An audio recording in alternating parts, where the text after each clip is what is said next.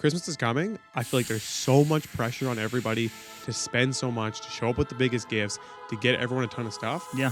Yeah. I think people need to change that mindset. Like everything around you is going to be like consume. But think a little bit more frugal. Maybe even like chat with your friends and be like, maybe we drop the gift budget a little bit, or we don't go so crazy this year. Shop sales. Like right now, I'm doing for the first time ever, I'm shopping early. Black Friday's right now. If you can get out there, like right now, I'll get off this podcast and go shop, or while you're listening to this podcast, get online and do some shopping and get it done while the sales are on. When I was broke, I had rich habits. When I was broke, I had rich Welcome to the Masterkeys podcast. I'm Chandler Halliburton. I'm Neil Andrino. We have no idea what episode this is, but we are coming up on the, 48? Okay, wow. Episode 48 of our second season here. We just want to say here off the top, we really appreciate you guys tuning in. More and more people are tuning in every single episode, which is phenomenal. It makes us feel good, but it also, just invigorates us because we did start this community to effectively help you guys put out information that we hope is valuable. As always, like if you do get value, please, like and comment and continue to engage because it keeps us motivated. If you can share it, that'd be awesome. And we were trying to say we love you guys. We honestly do. It's awesome. A bunch of you guys came up to me. Again, I was out this weekend. I was saying to Chandler on the way in today that a bunch of you guys came up and said hi or said you listen, which is bomb. And again, we want to make sure that we're getting across what we're trying to do, which is make this helpful for you. I think we might have lost that a little bit in some of our episodes, and so we're trying to hone back in and making sure that there's a value for you guys. So let us know what you want to hear. Yeah. Because we're really trying to make this actually something that's valuable, because we've both been in that startup point where we didn't necessarily have a resource, and now I hear a lot of people saying they go to the internet to try and find something to help them, and we want to be one of those sources. Yeah, and having said that, just for people who are maybe stumbling across this for their first time, we are real estate investors and we're real estate agents. Like that is our bread and butter. We are not financial planners, and we're not coaches or mentors or anything like that in any sort of organized fashion. What we are is just two people who have about just over 200 units of income properties, and we've sold collaboratively how many millions of dollars worth of real estate? $400 or $500 million now. $500 million worth of real estate, I think, for our team. So what we try to come with is our experience, what's worked for us, what hasn't worked for us, and share that with you guys to hope that you can make some inroads in whatever market you are. Because oftentimes we see content out there and it's really specific to niche markets or these harebrained ideas, and we're trying to provide actual practical information that you can hopefully apply to your market. We're here in Halifax, Nova Scotia. That's where we do the bulk of our business, as well as some secondary markets. We know you guys are all over the country and some people down in the States even as well listening. So we hope that you're getting some stuff out of this beyond just entertainment and some high-level news stuff, but also some takeaways. Yeah, exactly. And we need this to work. Like, what else am I going to do? Become a hair loss model? Yeah, I mean, I could be like a before after. I could be the before guy. You're the before guy for sure, Yeah. for sure. So again, appreciate you guys coming on the journey, and we got a few things we're going to talk about today. We're actually going to have a guest segment for the second part that's going to be on the tenant side of things. We've done a lot of things on the landlord perspective, but these tenants rented a place virtually, remotely, and it's pretty wild. We're going to include some video of their experience, and we're going to talk to them about what it was like, because I think it's important to see both sides of the spectrum. There's some pretty crazy stuff with some maggots and some rats, so you're going to want to hear it. It's I'm excited to chat with them and kind of hear the whole story, because again, usually we talk just landlord side. So this will be an interesting topic. And also for today, as a whole, before we bring on the guest, we're going to try and make, again, our topics more focused on trying to help you guys out right now, because it's inflationary as crazy out there, and it is like, I'm sure all of you are feeling it now. Before everyone talked about it and saw the numbers, now you just know when you go to the grocery store, you're like, holy crap, strawberries are $14.99. Holy crap, this was $6.99 last time, now it's $8.99. Like, you're really feeling it. And so we're going to try and talk about some things that we're doing and what we're thinking you could do if you have extra money around, and what you can do to hopefully save in today's market right now. I think some of you guys have been with us for a long journey, and you guys might remember the time where Neil was talking about how there was no bananas at the grocery store, and how it was a little early to the punch. No, but you're bang on, because like the idea behind that is that, well, bananas are going to be really expensive when they do arrive, and we talked about this, and that reality is now really setting in, and we don't want to be fear mongers. I am a little bit concerned about what the economy is going to be like for the next 6 months. And there's another cool takeaway that when you talked about your business building experience, and you specifically targeted businesses that were going to be recession resistant. And I think that's really interesting right now, because we are heading into some sort of slowdown. Whether or not you want to call it a recession depends on your definition of what a recession is. I think we are going to see a level of recession. It has begun. It has begun. It's coming in. So what does that mean for us as investors, right? Like we're all in this community. We're trying to figure out how to make our way through this. And a lot of the times it's like, where are we going to allot our energy and our capital while we still have it? Or should we just be hoarding it in? And we're going to talk a little bit about your boy, Jeff Bezos. Is he my boy? I thought Elon was my boy. You got a lot of boys. I got some boys. You're a little broy. Shout out all the bros out there. He kind of came out and said, well, what did he say?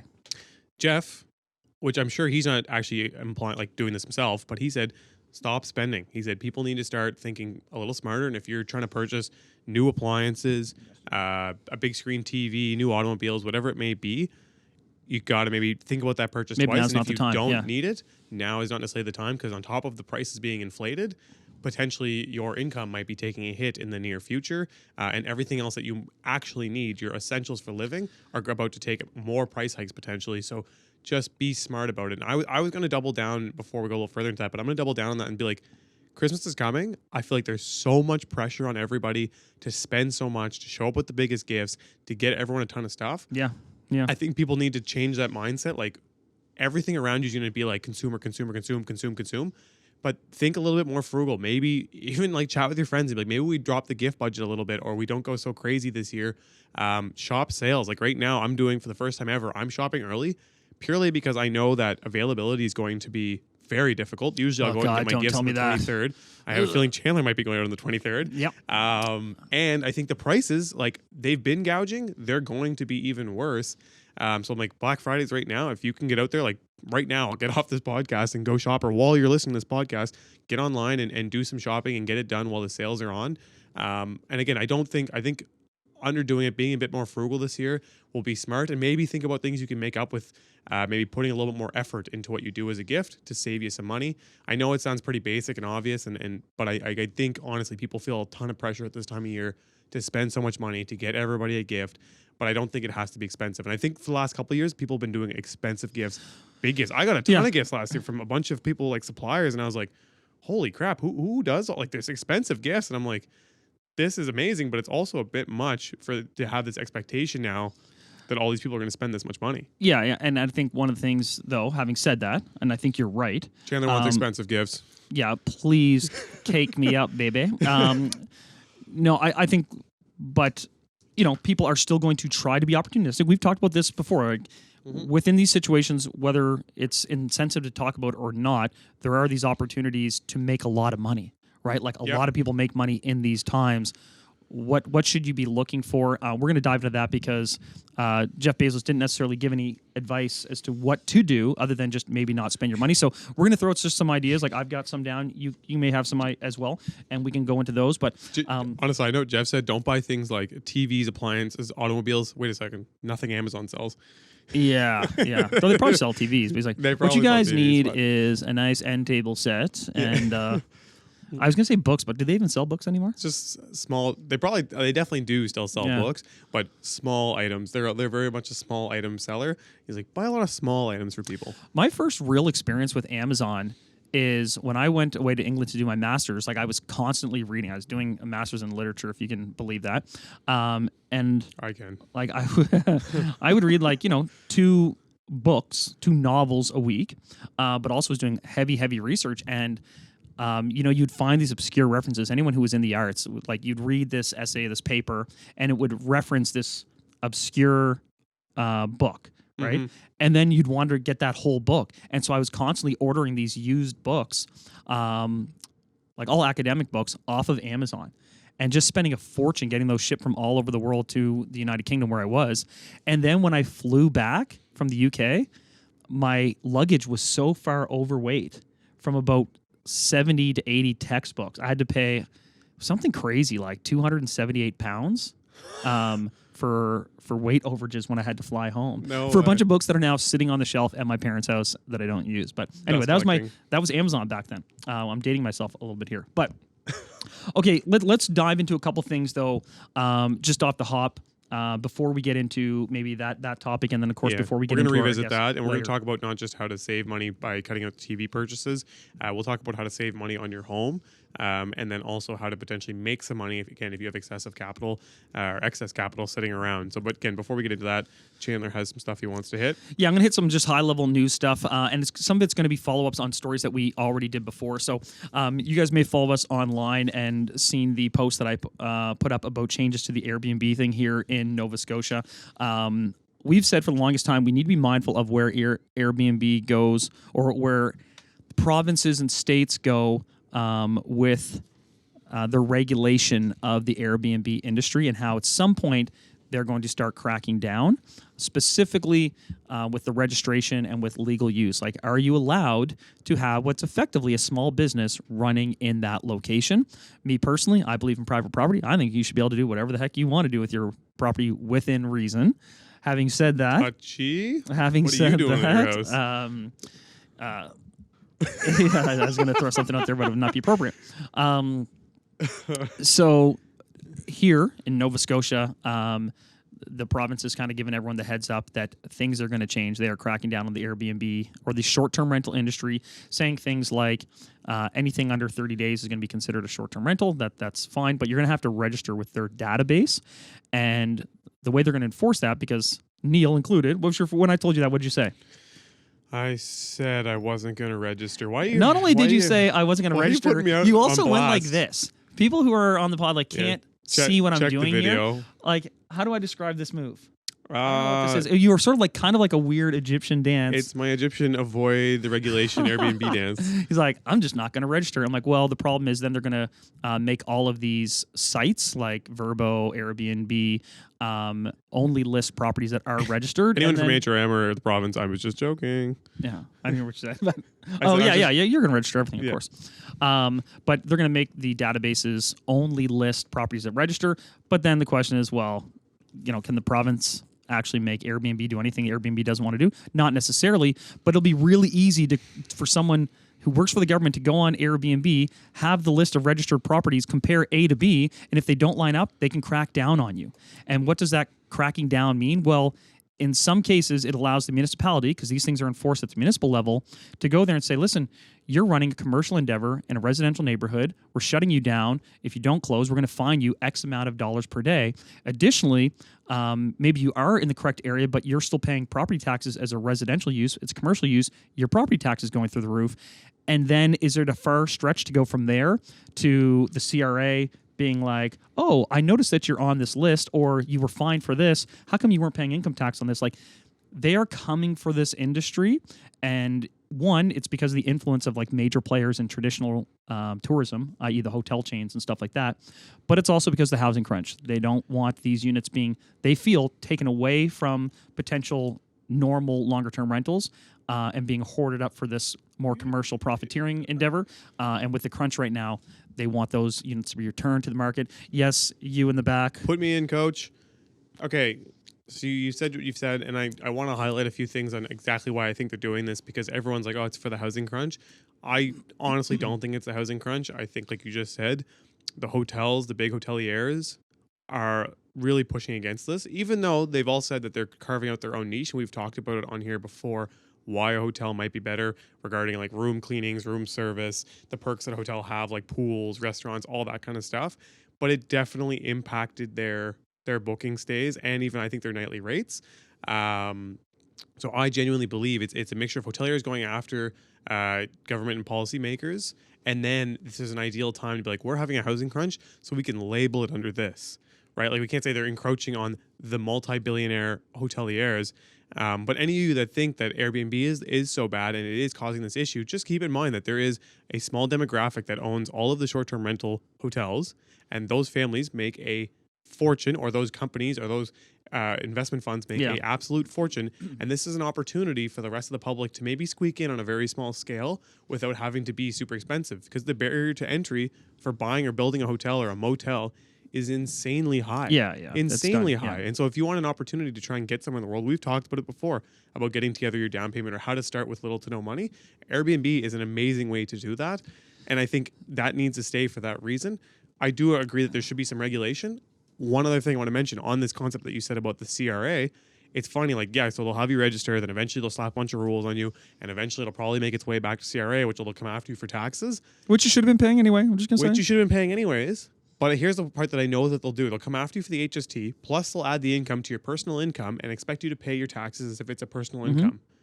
Why does the CRA not come to you and be like, look, we can retroactively look at this as a business, and we say your personal income is $50K a year, your Airbnb made $50,000, go to your lawyer, register yourself as a business. That business is only going to pay 17% active business tax or less, depending what province you're in, and you'll pay a way smaller tax bill. But they would never do that. Like, they don't try and help you get ahead. They're going to absolutely slap you on the face, on the head with the biggest possible bill based on what you did. And for a lot of people, it's the way that they're just getting started. The rules are constantly changing. It was a gray area.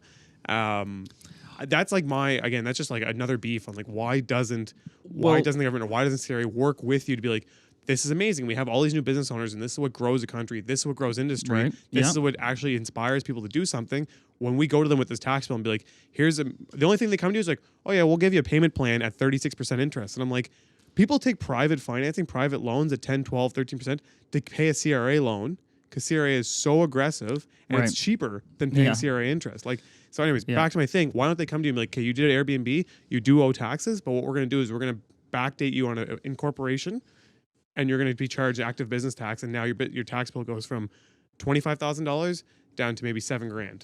And now you're an active business, and you can continue to do this in the right legal places based on the zoning in your areas. So already everything you're saying makes me sick to my stomach, which is also part of when they pass these regulations, they want to say, listen, you can still do it.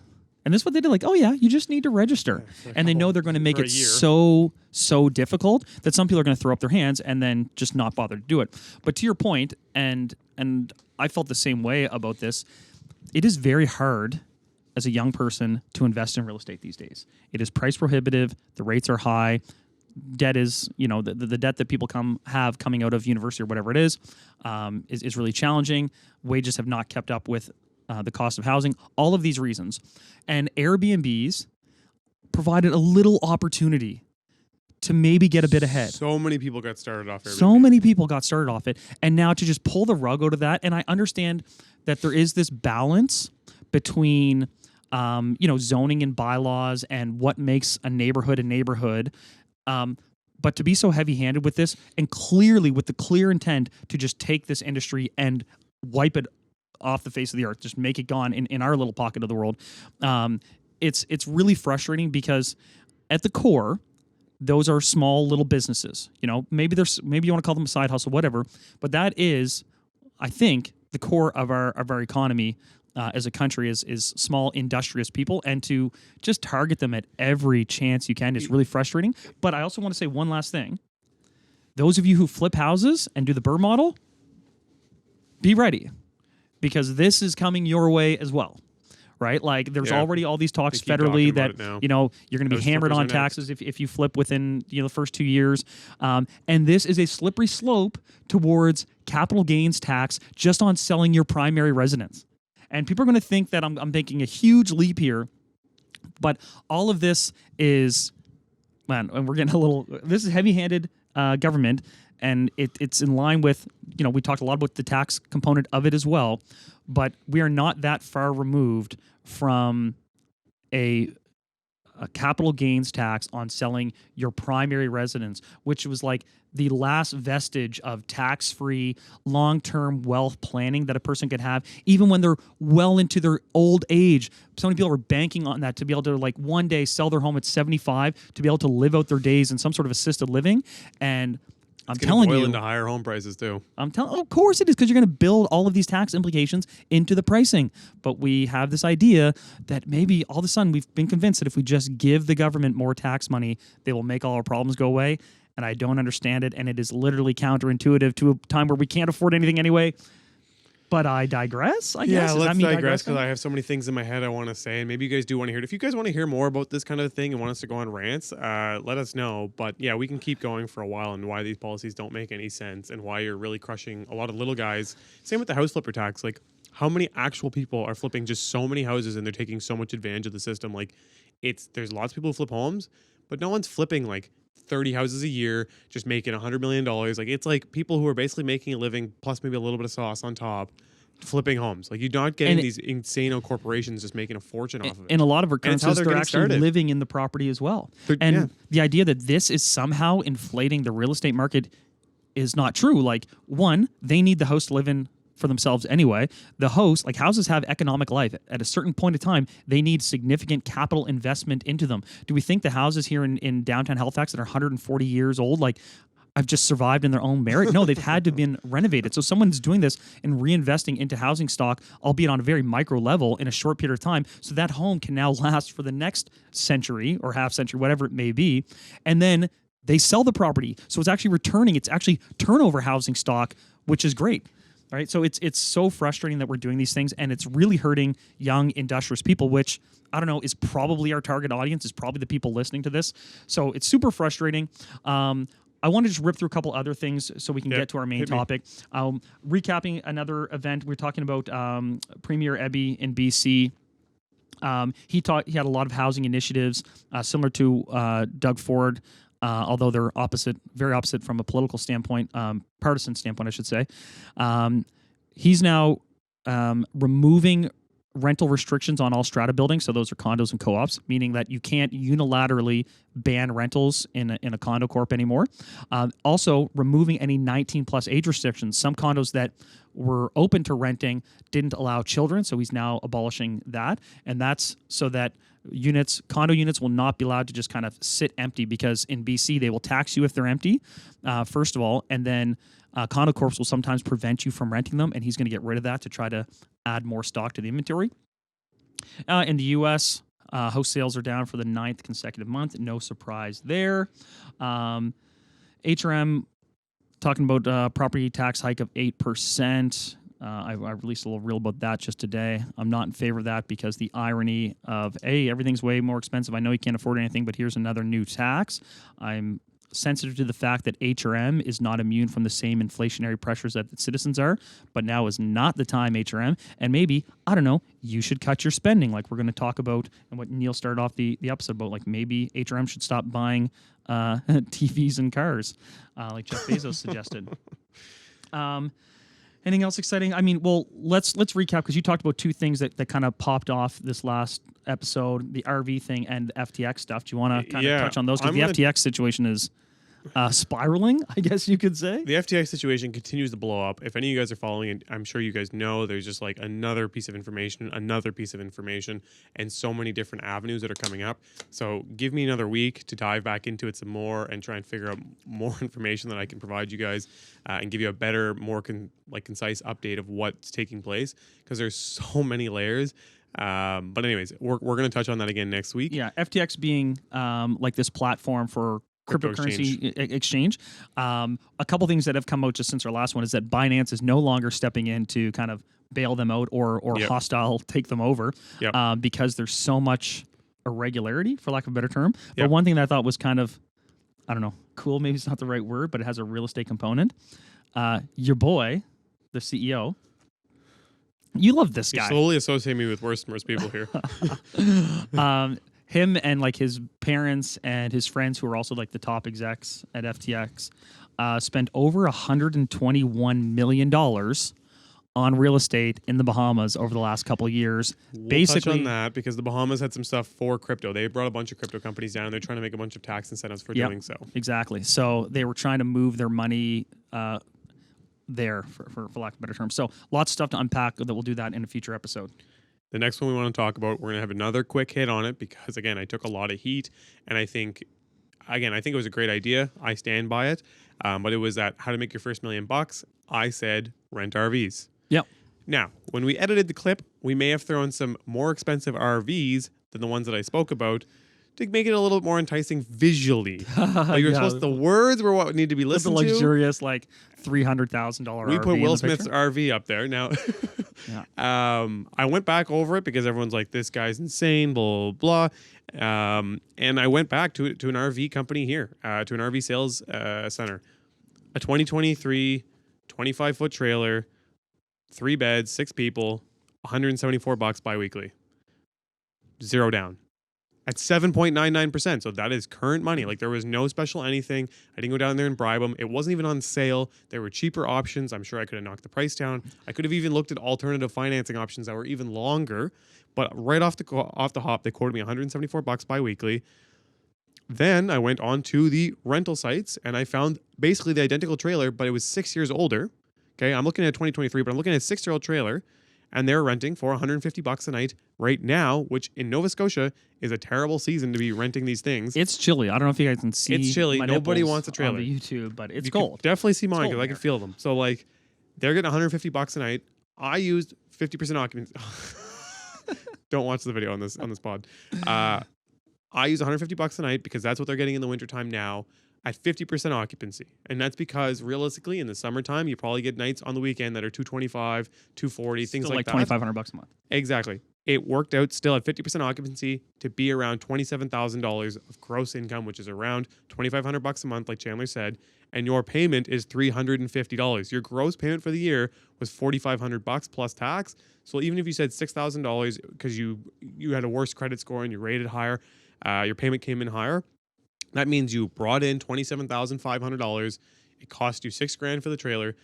People were pissed. I think I said $6,000 for maintenance. Again, it's a brand new trailer. If someone damages the trailer, there's insurance through the platform that covers that, and or the person who rented it has to pay for it. So again, I think maintenance on a brand new trailer for the first year, a reasonable estimate is $8,500. I've now upped it again. That's tires, potential axles, like all the things. But I'll go a step further here because there's a couple different models, and one is that people come and literally take the RV and hitch it and go. Yeah. However, you can also sort of a situation where the unit is already sitting at a site, right? Which is even more money. And well, it's more money that you can charge and rent, absolutely. But then the maintenance plummets because they're not running the RV. It's you're essentially then there. A glorified campsite, and you bring your maintenance down quite a bit, and you charge even more, way more. I see these on Airbnb all the time, and they are equivalent prices to some of the home rentals. And people are putting them there. They're putting some wood there, a little fire pit, and some Adirondacks, and off they go. Yeah. But I'm still profiting on this $15,000. Okay. Per unit, right? So per you unit. Scale up to 5 units. You have 5 units. You're making pure profit of $75,000 a year.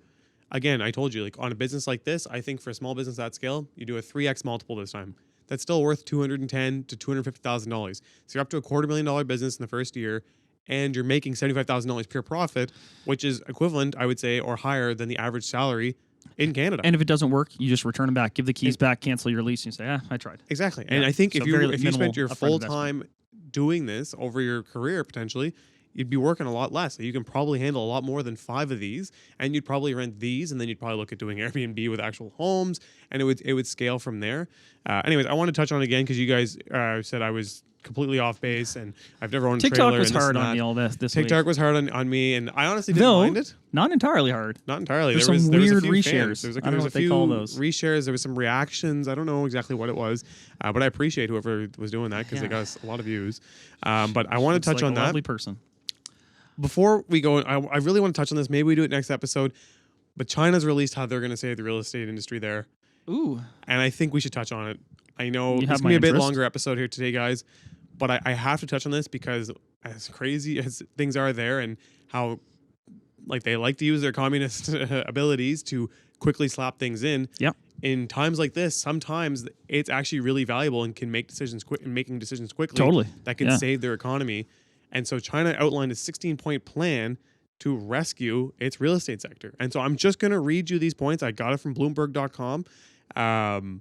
They are pumping a ton of money into it. So let me read them to you. Number 1, property development loans for developers. The government is helping with more governance, but also issuance of loans. So they're backing them with insurance policies similar to CMHC here. So they're incentivizing banks to loan back into the development sector. Already, $370 billion has been pumped back into the development sector. Okay. Home buying requirements for individuals being reduced.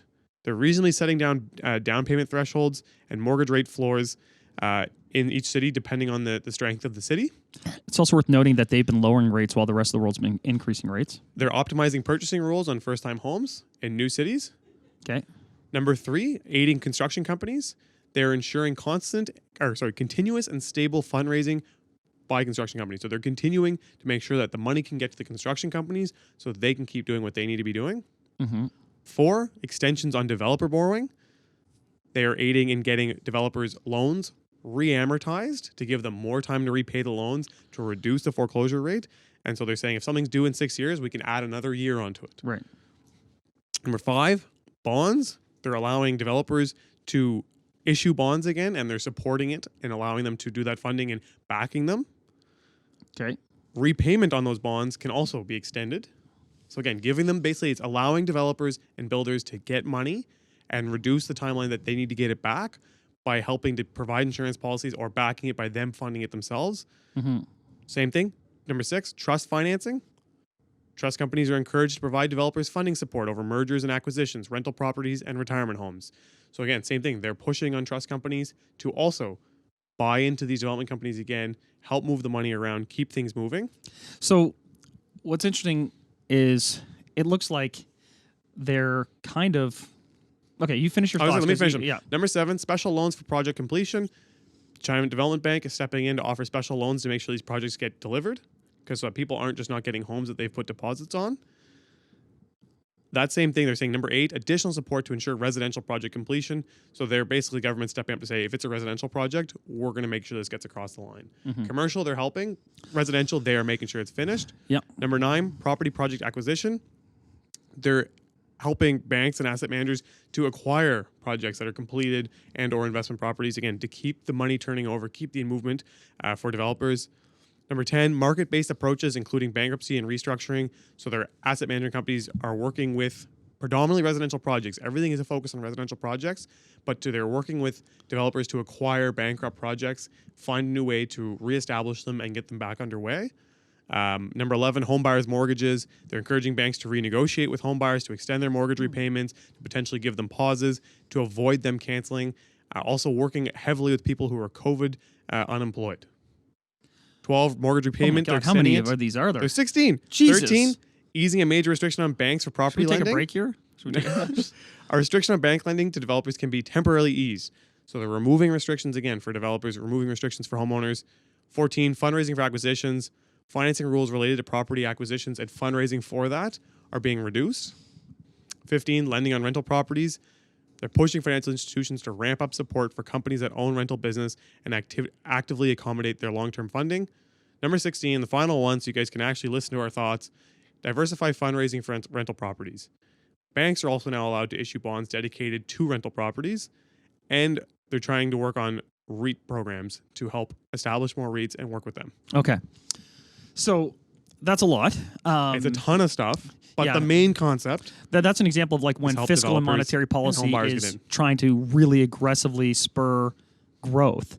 And we are literally in the polar opposite position right now where we're trying to absolutely nuke the shit out of contract everybody. our economy and doing it kind of through, well, the housing market directly and indirectly, and generally consumer confidence, because a lot of those things are also meant, like, you say those things in part for the actual practical application of them, but also for just the increased consumer confidence in the market, and that's something that's at an all-time low here right now.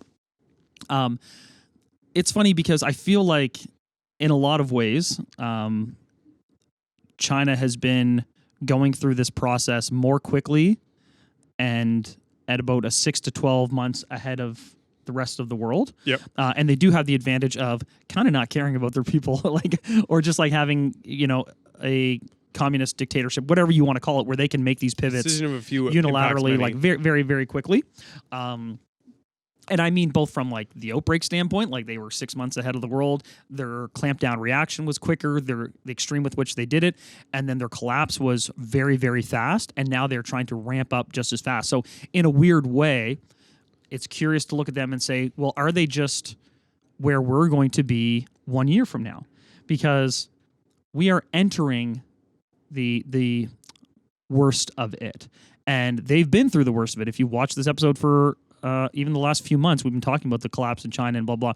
And now what happens is once you hit rock bottom, then you get all of this easing and then all of this these catalysts that they try to put back into the marketplace to ramp this growth back up. And we've been talking about how that's often a redistribution and how like some of those things are not going to be able to be taken advantage of as easily by certain people as by others, right? So you do get these redistributions of wealth. But I look at that and that looks like a foreshadowing to maybe 12 months from now here in North America, when they start doing things like, gosh, we really need to help these developers build more buildings. We really need to make it more reasonable for people to afford to buy homes again once we kind of bottom out here. And then it takes a lot to get it chugging back up. Two things I want to say right off the hop. I know you said that it feels like they're trying to put a beat down on the development side of things in Canada or North America with the interest rate hikes. I don't know that was their objective with what they did, but that is the repercussions of what they're doing.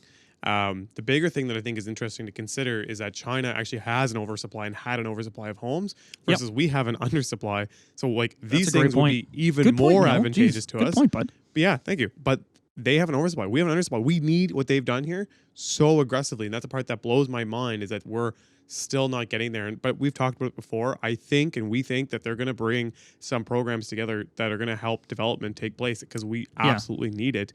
Not only just development take place, but debt servicing protections here because, like it's hard to have this double-edged sword of we need to curb spending while also making it way more expensive for, like we need certain things to come down in price while at the same time raising the price of other things to make people poor. Like it's a tricky balance. I'm not saying it's not, but I personally think we're overturning the screws and that. We've done enough interest rate hikes. They do need development-specific money. They just need development-specific money. That's the only way it's genuinely going to work because they can't have rates super low because then homes become unbearably expensive. Yeah. But I'm going to end on a cheery note before we turn into what Bezos said. But DJ Khaled put up... What's up? Another one. We the best music! Oh, no. He didn't just... You knew you wanted it. You were saying it in your head. So I was. There. Okay. He put this experience on Airbnb, and we talked a little bit about Airbnb today. And it's interesting how corporatized they are and how they're going to come up with these new interesting experiences.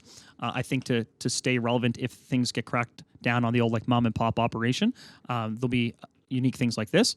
You could book a stay in his sneaker closet. So DJ Khaled has a long reputation for being a big sneakerhead.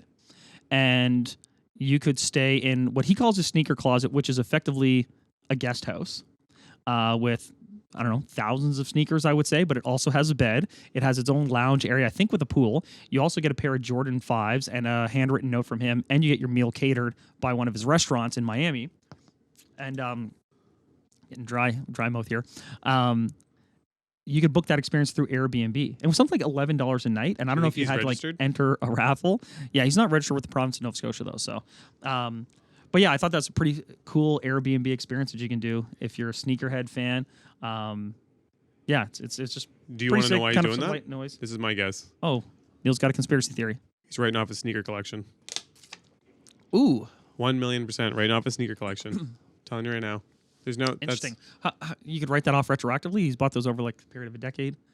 And now there's creative accounting. You can probably now create the sneaker collection has some sort of equity value in it. Anything he wants to buy moving forward, he can write off. Sales that come in, he's only going to pay a certain amount of tax on it. Now even the whole outbuilding could be like a marketing expense. The whole outbuilding's going to be another marketing expense. Like there's so many things. As much as I'm like he wants to share his sneaker collection with the world, I bet you it's a tax-based incentive. Well, he's also bury his probably mom in the backyard too, and then write off his home. Right. Well, Airbnb would be paying for him for this promotion. He's not doing it to make the money. So now he's like broken even on this sneaker collection that he has. But anyway, there's a cool little side hustle from your boy DJ Khaled. So Jeff Bezos is saying, don't spend your hard-earned money right now on things like TVs and automobiles. I think there's twofold to that. One, you shouldn't be doing it. And two, I also think that there's going to be some price calming and some deals to be had out there. So he was probably getting at that point in two different ways, but the first being just kind of keep your cash close to you because hard times are ahead. Yeah, 100%. Do you have some ideas for saving money before we get into how to make some money? Well, my whole big thing with saving money is always that you have to pay yourself first and you have to put money aside in a place that you cannot easily access it. So the beauty, well, the gift and the curse of a mortgage payment is it just comes out of your bank and that's it. And you budget the rest of your life with the balance. And that's getting a little harder right now as rates have gone up. But effectively, it's something you have very little control of. It's just gone, and then you budget off of the rest. What people really need to do, what most people do, I should say, is that they pay their mortgage, they pay their automatic expenses, then they live, and then they, have their quality of life. And what they do is they save a bit from whatever is left. And that's the wrong way to do it, because ultimately, marginal propensity to consume, the reality of living within a budget, you're going to spend whatever you have. And if if saving is literally your last priority, then you're just not going to do it. So my advice always when it comes to saving is have it be the first payment. The old cliche, pay yourself first. The first thing that should come out of your account every pay is an amount set aside for saving or investing. But that needs to go to an account that you cannot easily get access to. If this is an account that's attached to your card, or that you can even just go into a teller and get access to those funds or move it around in your online banking, it's not going to accumulate. This has to be something that goes to a very difficult account that's not linked to any cards and is really hard for you to get at, and that has to be your first payment. That goes out the door. Wallet. A crypto wallet pieces. Maybe it's like $150 a paycheck, right? Which is a lot of money right now, but maybe it's $150 a paycheck. Then your mortgage or your rent comes out. Then you live off the balance, but pay yourself first. That's kind of the way you need to think about savings. So Chandler can open accounts for you guys, and he'll hold all your money. Yeah. Just wire it to me. I'll take real good care of it. Okay, no, I like that. That's a smart way of being. That's the way I treat my kids. If you put it aside away Christmas money. to start. Or the birthday money. I'm like, yeah, I got it for you, bro. If you put it away at the start, like you said, it's not there to spend, and then you don't think about it. That's kind of what real estate does, because you pay the mortgage, 100%, and then forced savings. The equity is the forced savings, or the principal payment. Sorry. My one thing I would suggest to do that I think will make you really think about it, because I can tell you, cut your Netflix, cut your this, cut your that, but everyone's got their own specific set of expenses, and they have their own reasons that they need to have those expenses. But I think the number one thing that I used to do, and I need to start doing again, is breaking down your actual expenses. It doesn't have to be anything fancy. You don't need a color-coded spreadsheet, but take a piece of paper, write out what your actual income is after tax, what actually hits your bank account, and then write out all the things that actually leave your bank account it's great or get charged on your credit card. And I think that's a great way to actually see what you're spending your money on, and you can be like, whoa, I'm spending $300 a month going out. Then you're like, maybe I'll dial back. I'll still go out, but maybe I'll dial back when I'm out there. Instead of having 4 beers, I'll have 2 before I leave the house, take a cab, and go to the bar or whatever, maybe, or get a friend to pick me up. And that might work out to save me some money. There's some really phenomenal apps that do that as well. And you can actually set your budgets. And when you're over the budget, it will send you an alert like, hey, you're over your budget for food and drink for this period. Exactly. So use one of those apps to do it. But again, I think just writing it all out and understanding where your money is going allows you to be conscientious when you're out there and really consider what you're spending, as well as you're going to see things that are like, maybe I don't really need this. Like it's not worth what I was spending, whether it be getting coffees. Again, it seems like it doesn't really add up, but then you're like, oh, maybe I do it 3 times a week and I get a muffin at the same time and it's $6 each time. Now it's $20 a week. Holy shit, I'm spending $100 a month on Tim's and I don't really get that much out of it. And my office has a Keurig. So you know what? I'll just start using the Keurig for the rest of the time. Yeah. Or like, I just bought a second Amazon Prime account because I logged in with my Amazon, even though my wife already has an Amazon Prime account. So there's that. And then I wanted to watch Yellowstone, so I had to buy Paramount Plus. And all these little things, I know that, but all these subscription services, they do add up. And I know Christian Freeland got ripped. I think it was her that got ripped because she's like, my family's having to cut back. We even dropped Amazon or Disney Plus. And people were like, that's not relatable. People are literally struggling to pay their most basic bills. And you think that canceling your Disney Plus subscription, like that's out of touch. But one thing I'm going to say about streaming services is I'm like, I don't know if I can even say this. I should incentivize this, but try Googling the name of the show and the episode number you want. Oh, yeah, you can find a way to get it for free, get one of these sticks or whatever. But Chandler said it, I didn't say it. Oh, for all of you that they are listening. exist in the world. AI is listening to the pod and like siphon through the words. Yeah, stop paying for porn. You're going to walk outside and get like... Chandler also said that. That wasn't me. Anyways, those I think are 2 high-level things that anybody can do. And if you haven't already done it, either start lobbing the money in there right away, and break down your numbers. I'm going to break down my numbers. Maybe we should both break down our numbers and bring them in. Ooh, no, thank you. No, thank you. See, look, he's afraid No, to do thank it. you. He's afraid to do Nope. it because he knows once he sees that sheet, he's No, gonna I don't want to know. Hell no, I ain't ordering no skip the dishes tonight. Oh my God, the skip the dishes Kids are budget's like, another level. Dad, I'm so hungry. You're like, I don't care. We're drinking water with ice cubes tonight. No, We're it's chew not- on the it's ice not good. cubes. It's You're not gonna good. It's not fill up. good. Listen, we're not doing that. But I will say, to your point, you budget, you cancel those things. I think I have to force him to do this. No, not going to happen. That's how you're gonna. We need you to save Chandler. So, Oh my God. when you talk about removing these things from your payments, Uh-huh. it is a moot point if you don't redirect that money somewhere. This is the same when people say, hey, I might refinance my property. What do you think of that? I'm like, only if you're going to do something with that money. Don't just have that money, pay off a Visa, and then rack that Visa back up, or, take that money and spend it frivolously. No, if you're going to then cancel payments on XYZ that save you $100 a month, make sure you then allot that same $100 towards a forced savings situation that you have to set up, because otherwise you're gonna be like, oh great, I saved that money and I just spent it on another dumb crap. So I don't know how we got into that, but that's some good saving tips. I also had some thoughts on what should people then. Yeah, before we get to that, we need to make what do we say? 25 comments on the YouTube video, and we have to break down our numbers. I mean, you can put as many never- comments as you want. You are not seeing my bank statements. We need the people to rally. I mean, If if you someone haven't hacks listened to in, it if this there's any far- hackers out there and they hack into my skip the dishes, it's gonna be a bad look. It's gonna be terrible. Okay, we just need to see your skip the dishes. How's that? Oh you need to give us my one budget God. item that you can. You're gonna give us one budget item that you can reduce. You're gonna bring in one or two budget items that you said, look, I looked at these. I'll look at it and then I'll decide. I got sick to my stomach, and now I'm gonna reduce them. Listen, I don't want people to judge me on how much Mary Brown's I consume, or it's down. I will say it's down. I've been a little healthier. Good. Of late. Good. You're looking better. You're looking good. Thanks. This has devolved here, but what do you Make think? money. Money, Like- money. If once there's two components to this, right? He's saying hoard your cash, but say you do want to continue to invest. Yep. What are your thoughts on that? Like, what should people be putting their money in right now? Yeah, so I've talked about this before anything. because I If like anything. recession proof. I do think you should be putting your money into stuff. I right now I do think saving for a little bit, like the next 6 to 8 months, is not a bad idea to prepare for some better deals, because I think there's more discounts to come on almost everything. And the reason I say that is even though some sectors will do really well, general market sentiment, whether it be the stock market, whether it be an asset-based market, will take a beat down. And it's just because people are losing money in different places, so they need to sell to make up for that, or because some people will just be like, everything's going to shit and I'm taking my money out. So that rearrangement of money out in the markets will cause everything to contract. And so I think we're going into a continuation of contraction. So I do think stockpiling cash right now is not the worst thing to do, with the idea that you're going to invest it in 6 to 8 months. When that time comes, or even if you do it now, though, I still think we've already taken a bit of a hit, and in the long run, it's going to boil out to be a prudent time to buy today, now still. I think real estate's a great one. Rates are high, which is good in the sense that if you can make a property work today, you know it's going to work in the future because you're making money off it now. Yes, you're paying a lot of interest, but in a few years, there's a good chance you'll be able to refinance that payment down. And you'll get such a steep discount on the price. We've done multiple episodes about that, so go back and take a look at those if you haven't heard them. Patreon.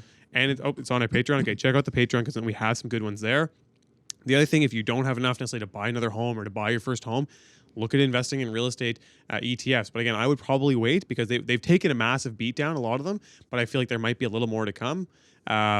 The other thing is look at industries like healthcare. No matter what takes place, healthcare is going to do really well right now because people always need healthcare.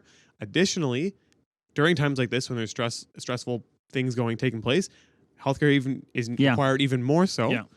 Insurance-based industries are going to take a bit of a beat because there's going to be a lot of payout right now. But if you're receiving a subsidiary of an insurance company where you get paid by the insurance company, those industries will do well because they're going to be receiving funds from insurance. But I don't think the insurance itself will do great because they're going to be paying out because people don't have cash to pay. Like before, people were like, oh, I got the cash. Instead of making a claim and having my premium go up, I'll just do it myself. That's not going to be around. The other one would be like utility based. Yeah. I expect that this next year is going to be crazy. Like if you've been following the oil and gas markets, even Saudi's saying like we're running out of oil reserves and we can't meet production requirements right now. And those things don't turn on overnight. They don't just say, oh, now we're making another 100,000 barrels of oil. We're not making another million BTUs of gas. Like those things they can't just overnight produce. And because of that, expect an expensive winter, unless it gets really warm. By some chance, it's super warm winter, but expect an expensive winter and a following year to come, and electricity consumption continues to rise, and so those bills are also going to go up. And you're seeing, like in Canada, carbon tax pricing has been slapped big down, push towards big in heat Nova pumps Scotia. and stuff like that. Yeah, a lot of provinces have already gotten their carbon tax pricing, and they've had it across the years. But just in general, utilities are going to do well. They're going to face expenses, and you'll see some of them that are debt heavy. So don't just blindly invest in any of those. We're not investment advisors, but these are some of the things that we're going to be doing to try and offset some of our losses and just kind of to try and beat inflation. Yeah, and some of the things, just when you're thinking about what investments might be recession proof, or if you're a business owner, either evaluating your current business right now or thinking of getting into business ownership, realize recession proof industries are either things that people have to use whether the market's high or the market's low. That's why insurance tends to be around there. That's why utilities tend to be around there. But if you're looking at more consumer-based products, think like race to the bottom consumer products in terms of pricing. So that's why like Walmart is pretty resistant during recessions, because they've got the ability to, beat people to the bottom from a pricing perspective. Pizza, I'm going to use as an example of a, cheap food and restaurant chain sort of model that does really well. I'm a little hungry here, but it does really well during recessionary times because it's typically pretty affordable. And if families are still looking to dine out, they will just pivot their dining expenses from more expensive stuff to things like pizza. So that's a really good example of recession-proof things. And then just cheap entertainment. And before you go there, one sec. Frozen pizzas, they used to be like $2.99, $3.99. They're now like $7.49. I lived on frozen pizzas. What the hell? Anyways, Go ahead. Entertainment. Well, yeah, and cheap entertainment's the same way. So this is why sometimes like movie theaters, they're getting more expensive, but they were often a good cheap form of entertainment that did well even during recessions. And then some of those things have moved online, which is why we did this video where it talked about how despite inflationary pressures, people were more likely to cut their costs elsewhere but keep their Netflix subscription, because cheap entertainment in tough times, people still want to be entertained. They want to get some enjoyment of life. So cheap entertainment, cheap foods, and race to the bottom consumer pricing, retail sectors, those tend to be a bit more recession-proof. I agree with you on the utilities point. I think you're bang on. The other thing, if people are taking more of a long-term perspective, after these recessions, one, there tends to be a big housing boom. Like during recessions, I think in the last 40 years of recessions, or 40 years of times when interest rates went up significantly, the real estate market outperformed the stock and securities, bonds, all those markets. So real estate, if you can still get a good deal, is going to outperform the markets during this period of time. But I will say the other thing is, long-term, coming out of these recessions, big infrastructure spending, right? Look for that and the opportunities surrounding that, because what happens is, federally, where most infrastructure starts, they look at the state of the economy and they start dumping money through government spending in infrastructure bills. We've seen it down the States. That's been a big hot topic down there, but expect more of that. So if you can be peripheral or involved in that industry and those sectors, I think there's opportunity there. That just might be a little bit longer term. I'm going to add one more. Okay. But I can't actually tell you what it is. But I have an opportunity for the listeners and everybody out there that will be coming, I will say, in about 4 to 5 months. It'll be a great way to invest your money to make you recession-proof and beat inflation. So prepare. I have a very neat business going on in the background. Get your dollars up. Get your dollars up. It's going to be a sweet way. Chandler's going to have to invest. He has no choice. But I think you guys will be excited, and I think a few of you will probably take advantage of it. And I'm hoping that we can make the listeners some dough. All right, so we're going to pivot now. We've got these guests. We're going to bring them on. They've got some crazy stories. So, we're going to switch to there, but thanks so much. Keep listening. Yeah, thanks for listening this far. All right, we're changing gears here. So we've actually physically switched to our old Studio 2. I think this is Studio A. Actually, I lied. Studio 1. This is Studio 1. Studio 54. And it's going to get weird. No. We're changing venues here just because we have a guest. House. Pete's here. We've been talking about a lot of crazy stories in recent episodes that you and I have gone through. And we've even had some guests and some topics focusing, I guess, more so, admittedly, on the landlord side of things. But Pete's here. Pete's a buddy of Mark, who's one of our producers. Because you had a crazy situation really that just happened to you. So introduce yourself if you wouldn't mind, and a little background on where you're at and what's going on. He's a tenant, by the way. Yeah. So Pete's coming from the tenant perspective here. Thanks for having me, guys. So just recently made the move from Dartmouth to Moncton. Had a crazy search trying to find a place to live. And what took you there? Work or school or? I just finished school, and my partner decided she wanted to return to school. Okay. So that brought us to Moncton. Gotcha. Yeah. She's originally from New Brunswick. I'm from Amherst originally, so it was an opportunity to live closer to home for a few years while she's studying with the long-term plan of returning to Halifax. But so we started our search for a spot to live in Moncton. And 2 weeks before we were ready to move, we finally found a spot. And so how were you looking? Were you looking just online, virtual tours, or were you going online, up in person? Kijiji, Facebook Marketplace. Okay, so you weren't going in person, because I think that's relevant, as we will soon discover. And it was just crazy, you couldn't get an apartment, or just listings, hardly any listings, and we do have pets. So we have a dog and a cat. Gotcha. And our dog isn't like a 15-pound dog. Right. He's a 75-pound. What type of dog is it? He's a Weimaraner. Okay, cool. Yeah. Do you Chandler's dog is 3.5 pounds. Yeah, she's 4 pounds. Maybe a shade under. Do you allow pets in your units? Yeah, we do, because I don't have big formal apartment buildings, and my logic always was, because I'm Class B, I have to accept potentially people with tarnished credit and people with pets. But we try to avoid large dogs just because they tend to be hard on the buildings. And some of the house rentals will allow it if we have vinyl floors.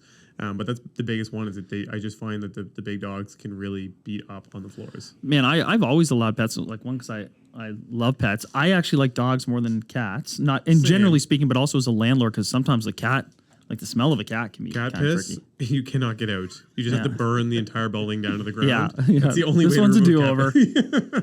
It's got some urine in the. That's the permit you can get now. Cat piss permit. You can kick everybody out because you got to burn the building to the ground. Man.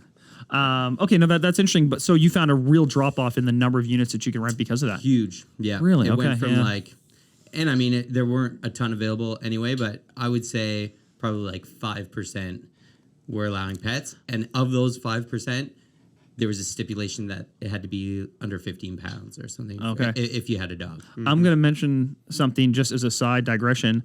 New Brunswick got rid of rent caps. Yep. And also Lowered commercial property taxes. Yep. Lowering taxes, getting rid of rent caps. They have the most psycho taxes in the world, though. I know, but also they lowered their property taxes last year, too, because I remember this parallel, Halifax trying to run theirs up while some municipalities in New Brunswick bringing theirs down. We also increased ours this year. Well, they've asked for 8%, but yeah. So New Brunswick is definitely trying to attract some development and some landlord interest, some investment of cash away from Nova Scotia, and power to them, right? As an investor, you hear these things and you're kind of like, damn, it kind of sounds good. But it's interesting to hear that there's the same housing crunch, obviously, especially with pets. So when we made the move, I have never seen homelessness like I have in Moncton. Really? Dude, where's it here? I was shocked. And when we started to look for a spot, I was like, man, I'm excited to move to Moncton. Probably more less, affordable. Yeah. Probably more affordable, easier to find a place. People are gonna rewind this back and be like, excited to move to Moncton. Just kidding, New Brunswick. Love you guys so much. Love you guys so much. Yeah. What were we gonna do if you didn't get an apartment?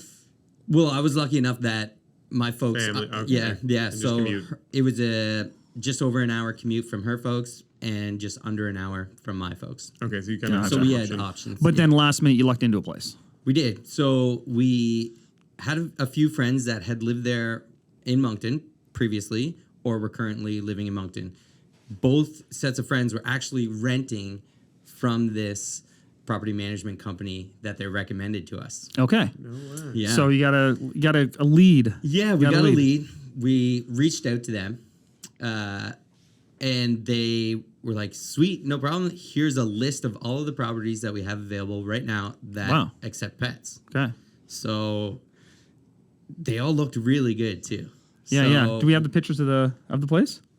The pre-pictures or the actual pictures? No, I want to see the picture of the place that you saw online. So you were looking at this online. I have photos of the listing. Yeah, itself. yeah. Let me see the listing. So might have to. It was super bright, clean.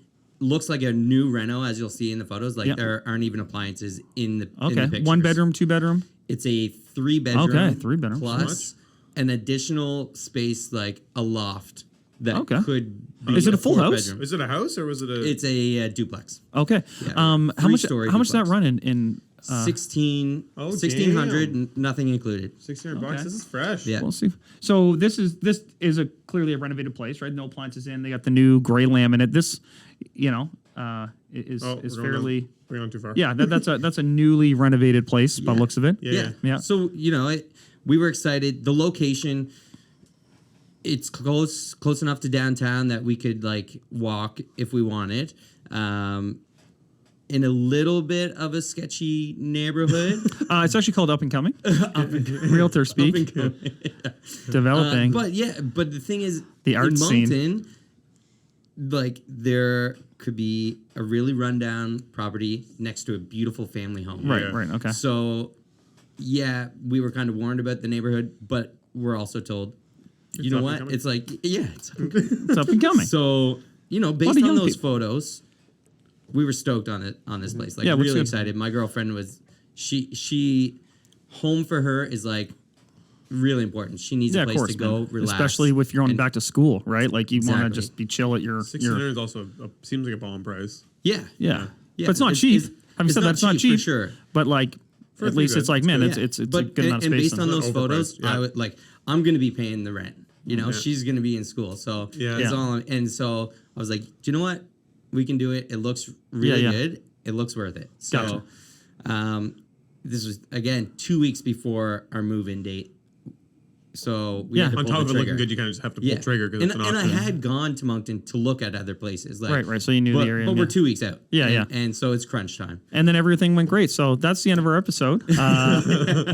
Now, so we're obviously have you here for a reason. You signed a lease. You presumably sent over a security deposit. What did you do for an app on that before I go to the credit app? Like, did they do a full application or did they just send you a lease and you signed it?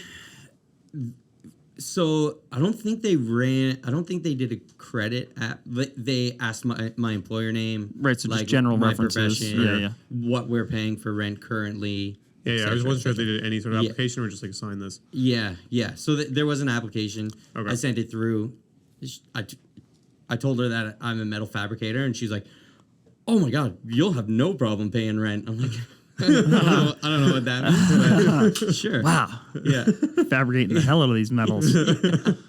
So, so that went super quick. It was like 1 day turnaround, and she sent over the lease to sign. All right, things are looking good. Yeah, so signed the lease, super excited, get ready to move. And we asked if we can move in on the 31st because, again, in the photos, obviously no one's living. It looks empty. Yeah. So... But was that the case? Was there someone living there before or? Oh, yeah. Okay. But not for you guys. Yeah. So, but you were allowed to move in on the 31st? Yep. In theory? Yep. Not a problem, they said.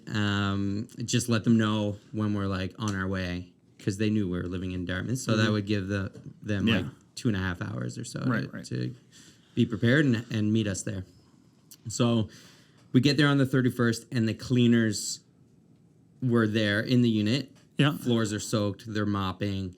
And they're like, we just got access an hour ago. So it's going to be a while. Right. And there was a certain smell coming from the unit. Anyway. This is why these online ads need like a scratch and sniff component. It's like, what's this apartment smell like? Yeah. There's a certain smell that Halifax apartments have. Like, if you've been in like downtown. Like the student rental house, I'm like, yes, this takes me back. But so we didn't end up moving in that evening. But thinking that it was just like a little delay, they got to get it cleaned up. Did you walk around or did you not? I didn't that evening. It was pouring down rain. I had a U-Haul. We had the dog and the cat in the other vehicle. So it was like... So you're there, like you're at the door with all your stuff in this loading thing. And where'd you end up staying? A hotel or... I locked up the U-Haul at the Walmart parking lot. and we headed to my folks' place. Oh, I thought you were going to say you overnighted it and you slept home. I was like, hell yeah, let's go. We just laid the mattress down that we were going to Moncton is so fantastic. No, so we spent the night at my folks' place, which luckily, like again, is under an hour away. So it's not a huge deal, you know. And our lease doesn't start to the 1st. Yeah, so it's hard. Whatever. You know, every time I've promised a tenant early access to a unit, it's always gone poorly. And so now, like, I try not to do it because you're like, but I should be able to get you in there early. And it does always backfire in fairness to these folks. But you went back the next day? Yeah, go back the next day. And that's when it really sunk in what state this unit was in. So the smell was not gone? Smell was not gone. It was stronger. Yeah, it had ripened over the night. It had the night to for the cleaning smell to mix with the cleaning products. Yeah, and then the cleaning they did really just it seemed like it just spread the dirt around, and you know they had one day to clean. I don't know how long they stay there after we were there, but after we got in, we spent over 40 hours cleaning that unit. Okay, so you got in there and you still thought maybe we can make this work. Yeah. Okay. You know, there's no option. It's a bump in the road, work. Right? Yeah. And it's like we signed a lease. We're moving into this place. I wasn't happy about it. Did you message them? Oh yeah, I called them. It went straight to voicemail. This is the property management company. Property management company. Yeah. Called them. Went straight to voicemail. Called them again, and got in touch with. It seems like they have a shared phone number, and I don't know if it Yeah. So I've reached this young lady who I'd never spoken to before, and she's like, "Oh, what's your name? What unit? Like, you're not familiar with the guy that just moved in? I don't know. I don't know how many properties they have, but I was like, if you could have Ashley call me, that's who I had been dealing with. Yeah, that'd be great. I just want someone to come here to do a walkthrough with me to go over the damages. I'm starting to get a little worried about my security deposit because this place is rough. Exactly. Yeah. So I'm like, I just want, before I send rent, I want someone to come and do a walkthrough with me. Yeah. To go over the damages and check out how dirty this place is. Yeah. And see if maybe there's some common sense here that this isn't how it should be. Yeah. Never get a call back that day. Had you paid? So you hadn't paid rent, but you paid a deposit? Had paid a full month's deposit. Ooh, I wonder if you're allowed to do that in New Brunswick. So here in Nova Scotia, it's the law in Nova Scotia. It's only half. Only half a month rent. Yeah, it's maximum, and none can be charged for a pet or anything like that. I didn't find any law based on damage deposit. Now, curious. Okay. I think it is a full month.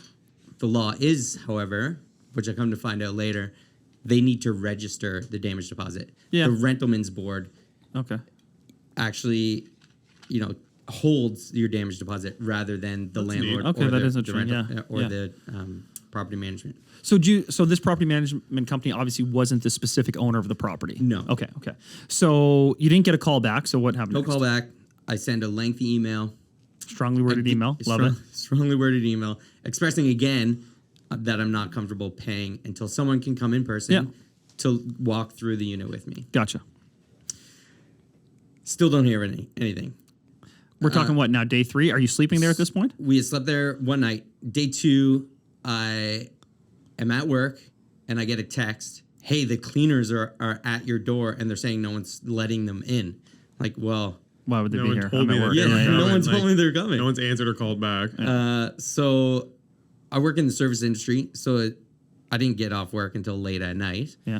But I again write an email because that's their preferred form of communication based on the lease. That you actually have to write down your preferred form of contact. So email them again, state my confusion of why the cleaners were there. Yeah. And that we had already been cleaning for 2 days. Yeah. And again, they don't write me back. The next day, so day 3, the cleaners call me and they're like, hey, we're on our way. And we're going to deal with the fridge. So I think we got to see some photos. Yeah. I think it is about time. Let me see the fridge. Yeah. I want to see the fridge. Show us fridge. Oh. Yeah. So that's how it was when you got in there. Yeah. I'm hoping that's rust. No, that's not rust, man. That's crust. That's crust. That ain't rust. That's crust. So a mix of green and brown.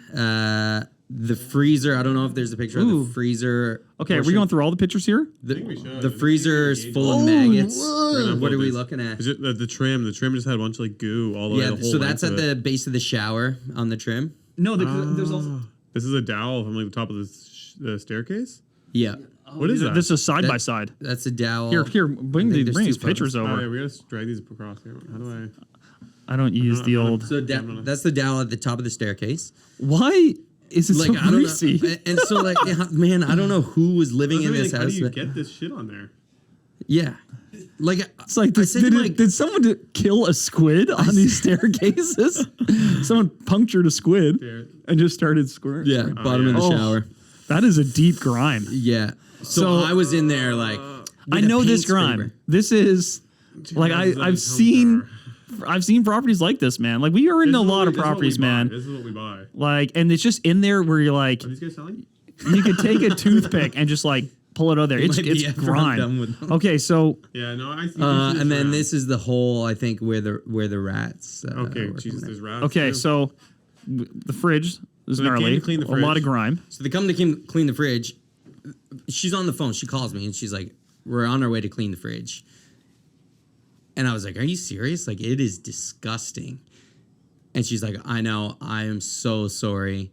And she goes, "Just so you know, there are other options," like implying that they should be replacing the fridge. They should be, yeah. And I fully was expecting that anyhow. And I was like, "Oh, I know." So, yeah, of course, I contact the property management company once again, or attempt to, and say, just in case you're unaware of exactly how the fridge looks, here are some photos. And I really, truly don't believe there's any amount of cleaning that's going to make this thing safe to use. Like, yeah, I mean, that was mess, man. That is nasty. Yeah, the mold is in the plastic somehow. It is in there deep. Well, or like in behind, into the insulation or something, Yeah. That's so no one's getting back to you at all? Maybe if you just put one of those little Arm & Hammer baking sodas in there. Those little boxes? That'll take all your issues away. Both sides, dual action? This is where the landlord comes out. Don't worry, buddy. I got you taken care of. You can pay for that. We're going to wipe it down with a little vinegar, maybe a little ginger ale, and then put one of those Arm & Hammers in there. Ginger ale. add the sticky back in. Okay, so what did they do with the fridge? So I finally get an email back from the property management company, from the owner of the property management company. Okay. Oh, and she's like, "Oh my God, I'm so sorry that this has happened. I want to make this right. I'm so sorry.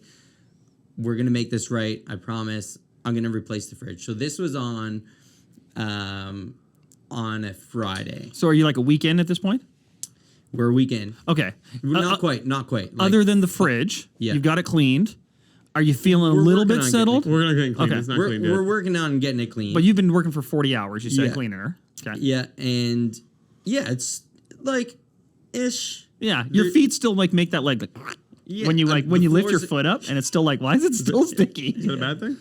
That means it's working. I mean, there's a smell coming from the walls. Yeah. Like there are definitely dead rodents in the walls. What's the basement like at this place? Just out of curiosity. The basement, it's a concrete basement. Okay, that's surprising. There's one wall of the basement that's sandstone, I think. Okay. A mix of sandstone and like what are the big concrete bricks? Like cinder blocks. Cinder blocks. Yeah, okay. However, there is a hole like the size of a softball. Is it dirt floor? To the outside. Dirt floor or concrete floor? Wow, okay. Concrete floor, but the rats have dug up through the concrete and there's like a mountain of mud with a hole where you can tell rats. Right, so obviously it was just like it was just a skim. It wasn't actually like a proper concrete slab or anything like that. Yeah. Just skim coat. Right. Yeah, because this is the thing, man. Like people don't realize rats like crawl up under. As much as they will walk through the front door if you leave it open, obviously. But if you have any sort of dirt component to the basement, like they will come up through the floor, man. They're crazy. They'll chew through anything. Yeah, I think that's why a lot of people have that skim coat of concrete was in an effort to try and slow that down. But then the rats can still get through it if it's not thick enough. Yeah. So now you've talked to the owner. So the owner says, but you haven't seen a rat yet. Haven't seen a rat yet, and haven't heard one in the walls. presumably because they're all dead I don't and know smelling. if we've heard any at this point. Yeah, eat something out of the fridge and But die. if you have a dog, man, I find a dog will just go like, what? You know, like we have a cat. Yeah, so they'll start, eventually the cat was hearing like something. standing by the cupboards, like staring. Oh, okay, yeah, You know, there's it's rodent like- in there. Yeah. Cats do that. But yeah, later on, probably a week and a half in, there were some noises. Like, I think our food being in there kind of brought them back. So Yeah. it wasn't right away that we were starting to see this. They're like, but ooh, what you got cooking? yeah. Smells better than the fridge. So, well, we actually weren't cooking because we didn't have any food because You didn't want to put it we in the didn't fridge. have a Okay. Like, this guy's got to get the dishes. All right. So it's a Friday when she contacts us and apologizes. And she says, I'm really sorry.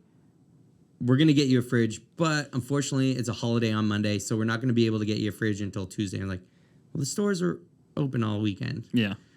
You're just not putting in the effort. Yeah. Anyway, I give her the benefit of the doubt. I write her an email back. I say, listen, I appreciate your email back. I really hope that this is how we can restart our relationship. Yeah. We're turning the page here. Yeah. So Tuesday comes. She's like, wait till you meet your roommates. Tuesday comes. Hear nothing. No fridge delivered. Again, a strongly worded email to her. I'm so disappointed. I thought that this was a new beginning for us. Yeah. At least communicate with us. Totally, man. If there was a reason why you couldn't get us a fridge on Tuesday, let us know, and we'd probably be cool with it. Yeah. You know, it's like sweet. At least we know there's one coming the next day. Yeah. But just radio Ghosted, silence. yeah. Tuesday, finally get a fridge, and we're like celebrating. It's like it's the little things. We're at living this good point. now. Yeah. Yeah. So I'd love if it was just a new used fridge. You open it up, it's dirty too. it was definitely. Well, here's the kicker. She's like, their maintenance team came and picked up the old fridge, and she's like, oh yeah, well the owner wants us to hang on to it for a spare, just in case they need one. No. That's And no one's gonna clean it. You know when they go put that away in the warehouse, that shit's not getting cleaned. No. It's just gonna grow into an That thing's not worth the $50 free on rebate inside, but okay. The fridge. The rest of the cleaning, what are they saying on that? Are you getting a credit or what are they doing? much. Well, Yeah. again, I mean, you've done all of it. They're so not it's contacting us. They're not returning any of my emails except for the really strongly worded ones. The one where I was like, listen, we don't have a fridge. Here's the photos of the fridge. She writes back and says sorry. And then when I write her and I'm like, you mean to tell me we're keeping this fridge? And she said no. Right. The property owner wants to keep it as a backup for other units. So those are the only two correspondents that I had back from them. Okay. But you're in there settled. You've personally cleaned the place pretty extensively. Yeah. You've got a fridge. What's no, next? you've got roommates. So needless to say, the communication hasn't been great, but So back on day 2, when I'm not hearing anything, I contact the rentalman's board to see what my rights are as a tenant, because this is nothing I've had to deal with before. Yeah. I've been pretty lucky in the places that I've lived. Yeah. So I contact them just to find out my rights, and I spew out a ton of information at this lady who answered the phone. Mm-hmm. I'm like, we're cleaning, we're buying food because we don't have a fridge, we're driving to my folks and back because we don't want to stay here in the state that it is. I was like, I'm not comfortable paying rent, and I want to invoice them for all of these things that we're having to incur because of this situation. And she says, yes, that all sounds like it's well within your rights. Well, day 8, the same day we got our fridge, an eviction notice is posted on our front door. Way. So they're not communicating with me. What? I haven't paid rent because they Imagine they put it in us. the cheese and cheese stores. The eviction notice has got dirt on it. It's got fucking nasty. No, it's shit. just it's like where the egg drawers or the salad the crisper. It's in the crisper. The eviction notice. So I went from being annoyed Pest. to super pissed. And I was home on the day the eviction notice was taped on our door. So they didn't even knock on the door. Just quietly tape it on and left. Exactly. And we have a dog that barks if someone's at our door. Yes, they got sneaky. Sneaky. But also, what was the rationale for dropping Unpaid the fridge? rent. Oh, so it was unpaid rent is what they're saying? Yep. Unpaid rent. Okay. So that's very interesting. That's different than Nova Scotia because here in Nova Scotia, your rent's not late until it's 2 weeks late. So if rent's due on the 1st, your rent's actually not late until the 15th. Okay. And even then, they can file a notice. No, man. No, whatever. These are the facts of the matter. And then you have until the end of the month to pay your rent up, and then you're back in good stand again. So the notice was we had 7 days to pay our rent in full, or we had to be out by the end of the month. In this particular case, that sounds unfair. However, as a landlord, if you were a good landlord and had a degen tenant, that's system. Nice to see that. But anyway, in this particular case, it seems a little and a good tenant. Yeah, exactly. The tables have how the turns have tabled. So I immediately call the Rentalman's Board again once I find this notice on the door. It's called the Rentalman's Board, eh? Yeah, it's a funky name. I kind of like it. Yeah. I keep calling it the Tenancy Board too. I call it the Rental Persons Board, but I'm just a little more woke than you guys. That's a separate podcast that Chandler's got. All right, so okay, so now you're calling this. You're calling back for a whole new reason. Yeah. And of course, you're on hold for like an hour trying to get in touch with someone. Yeah. So I finally get through, and the person I speak to is like, I explained the full situation, explained that I had called previously, and informed someone that I didn't want to pay rent until, this was addressed. Yeah. Sorted out. And the person I'm speaking with is like, they shouldn't have told you that. You're in a legal, contract with. You put yourself in jeopardy, right? Yeah. And my response is, well, haven't they broken the contract by not providing the services? So on the lease, it says that there's a fridge. Well, there's no usable fridge. There's mold in the dishwasher, so there's no usable dishwasher. Like, just turn how have they not broken the contract already? Yeah, that's a good point. However, I have always told people if they have a dispute with their landlord, keep paying rent. Keep paying rent. And I know it's a lousy thing, but because the easiest way to kick someone out is for not paying rent. Mm-hmm. And here in Nova Scotia, you can kind of have that hybrid of paying late and still being fine, like sending a message but still honoring your contract. But it's bad advice. You can get away with not paying for like 4 months by the time the tenancy board sorts it out. True. So you have enough time to sort out your dispute and collect rent. Yeah, but I often see that online. People like, just don't pay rent. I'm like, actually, that's not really sound advice. Yeah. But it's weird, speaking to their lack of communication. Did you reach back out to them and say, hey, what's up with this notice on my door? I thought we were kind of in communication here. At this point, I just... You're probably shopping new units at this point, aren't you? A little bit, yeah, if I'm being honest. But I was just like, okay, that's fine. Like, it wasn't a money issue. Yeah. I sent the money right away after I spoke to the Rentalman's Board, and they were like, no, you need to pay your rent. I was like, okay, fine. Yeah. I'm not happy about it. Yeah. But I'm going to do it. So I send the rent, and oh man, trying to think through the timeline, but I go away for a trip that I had planned and leave my partner with the pets. Sweet. At the place. Yeah. Nice. She's like, cool. Yeah. She was stoked. Have fun. So while I'm away, the mice do play. The rats. She was studying at our kitchen table and sends me a video of 2 rats coming into the kitchen through the hole under the cupboards. What time of day was this? It would have been in the 6 p.m. ish. So those are like, that's not even like... That's early. Yeah. Let's see the video. It's like a wake up. That's like a wake up. Let's go for a little walk around the house, find some food. Yeah. These guys are getting breakfast. Oh, yeah. Our cat, like I said, would stare at the cupboards. Yeah. And right before I left on our trip, there was a crack in the wall, and our cat just walked away from the cupboards. It was like, whatever's in there, I don't want to deal with it. I don't fuck with that. Yeah. Man, this reminds me of the house I lived in as a student. We used to every morning we'd come out and all of our shit from the cupboards were holes in it and stuff was strewn around. But I can say we didn't really keep the place clean. So on top of it, maybe being landlords didn't make much effort to seal the property up. We didn't make much effort. Let's see the video here. This is a nicely renovated kitchen floor here.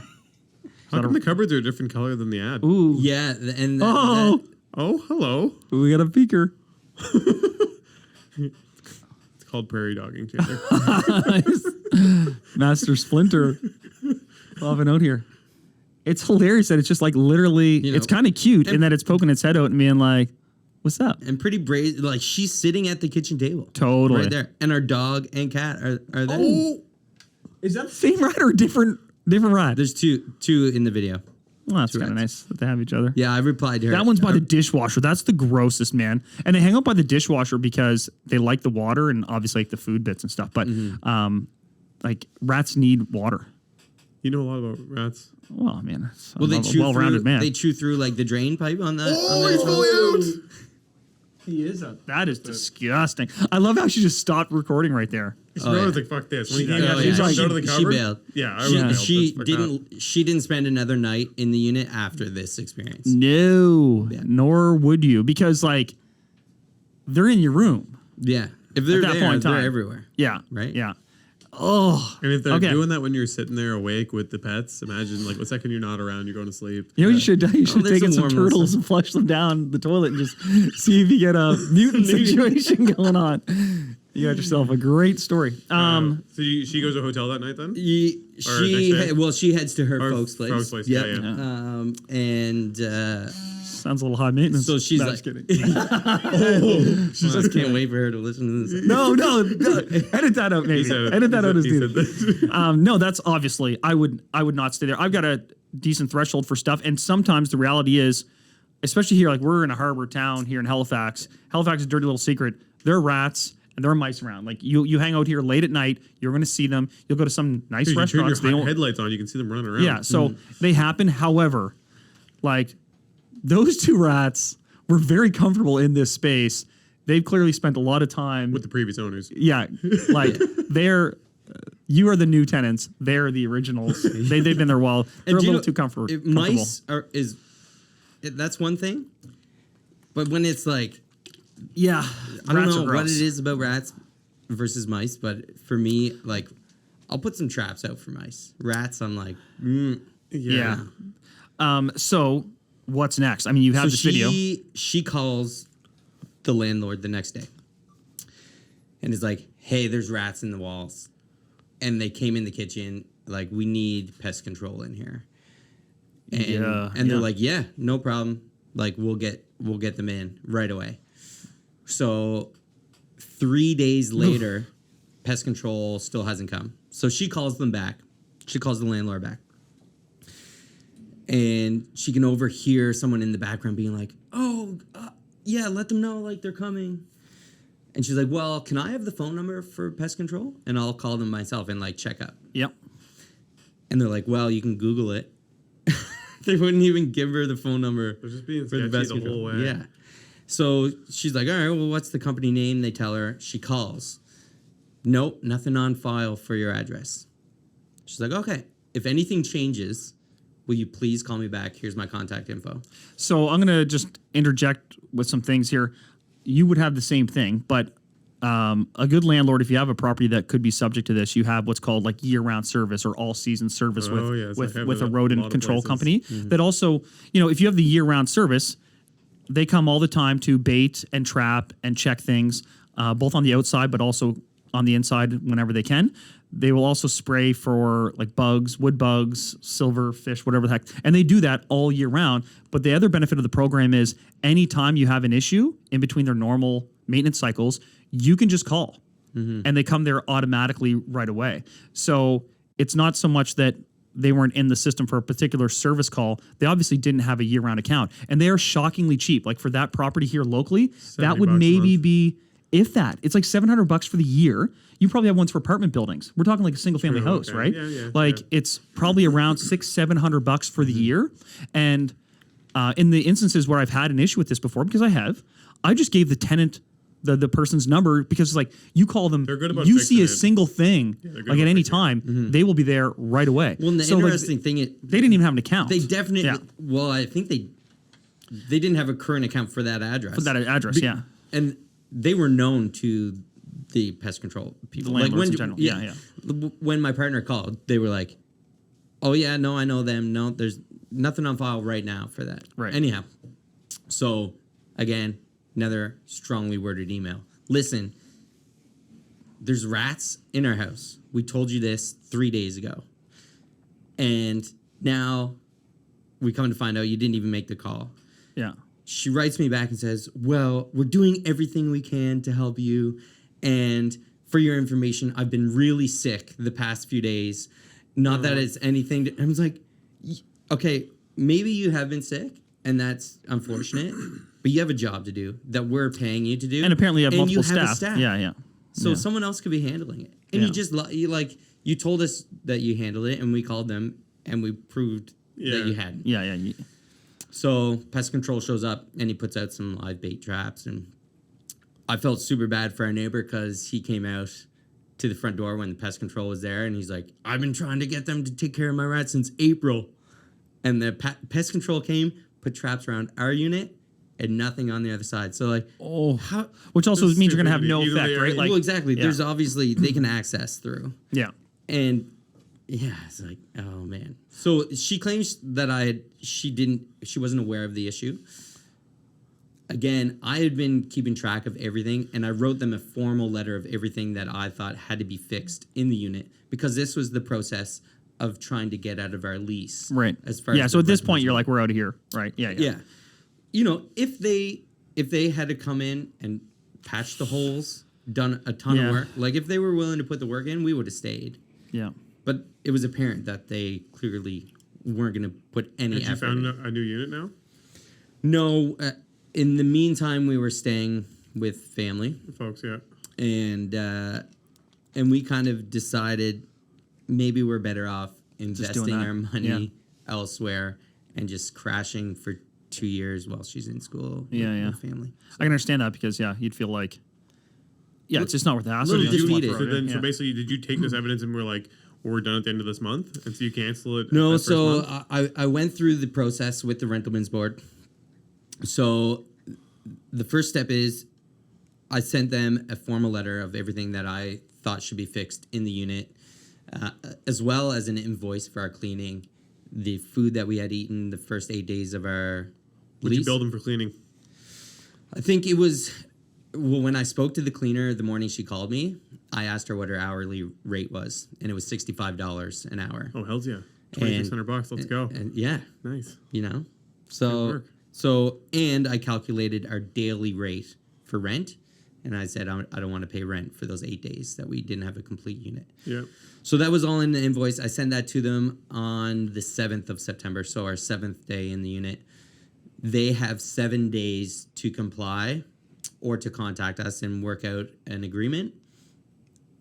And if they don't contact us, which of course they didn't. Yeah, you can terminate her. I then send it to the Rentalmen's Board. Right. The Rentalmen's Board contacted me there was a clerk that wanted to get the story from both sides. She tried to contact the landlord, couldn't get in touch with them. So it goes to a compliance officer. Did she know that the property manager had a bellyache? So she was sick not that available. You say that, but our tenancy board here, if you call in, you're like, I'm sick and I can't make the thing.